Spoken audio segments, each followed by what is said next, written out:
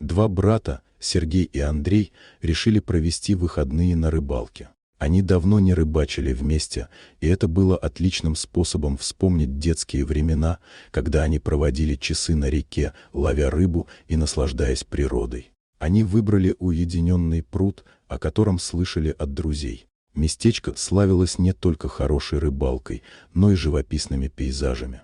Рано утром, когда солнце только начинало подниматься над горизонтом, братья загрузили в машину удочки, приманки, термос с кофе и немного закусок. По дороге они обсуждали, какие рыбы могут попасться им на крючок и кто из них поймает больше.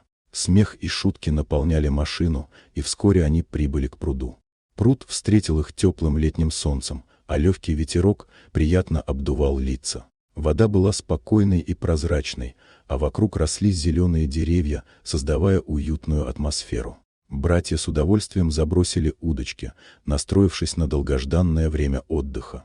Они наслаждались тишиной, лишь изредка нарушаемой плеском воды и щебетом птиц. Время шло, и рыба не клевала. Братья не отчаивались, они просто наслаждались моментом, вспоминая, как в детстве ловили рыбу на этом же пруду. Сергей рассказал историю о том, как в детстве поймал огромного карпа, а Андрей вспомнил, как однажды вытащил из воды старый ботинок, который все решили считать счастливым. Они смеялись и делились воспоминаниями, когда вдруг услышали шуршание в траве. Сначала они не придали этому значения, полагая, что это просто ветер или мелкие животные. Но звук становился все громче и ближе. Братья переглянулись, и в их глазах появился страх. Вдруг из-за кустов выскочил огромный крокодил. Его чешуя блестела на солнце, а глаза сверкали голодным блеском. Братья замерли от ужаса, не веря своим глазам. Они никогда не ожидали встретить такое существо на рыбалке в родном крае. «Бежим!» — крикнул Андрей, и оба бросились к своему автомобилю, оставив удочки и все свои вещи.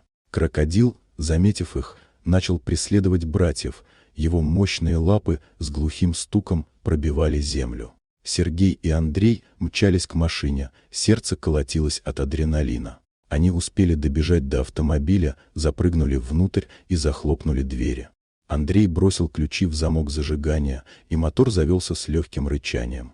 Братья, не дожидаясь, пока крокодил подойдет ближе, выехали с места, оставив позади странное и пугающее существо. Они проехали несколько сотен метров, прежде чем остановились на обочине дороги, тяжело дыша и пытаясь осознать, что только что произошло.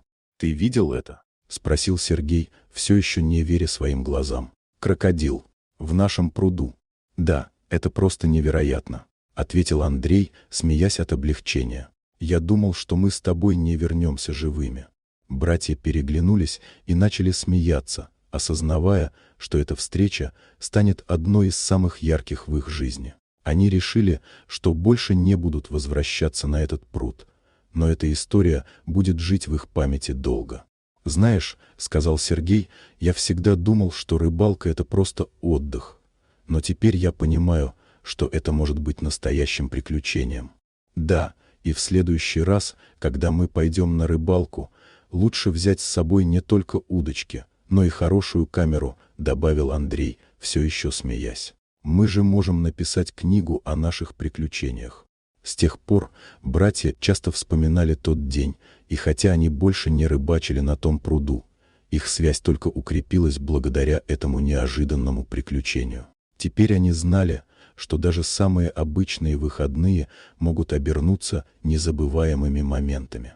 На следующий день они решили провести время по-другому, отправились в поход в горы, где не было крокодилов, но было много других приключений. Они поняли, что главное — это не место, а время, проведенное вместе, и что их братская связь только крепнет с каждым новым опытом. Вот такая удивительная история. Дорогие друзья, если вам понравилось видео, поставьте лайк, а также подписывайтесь на канал, где найдете еще много интересного.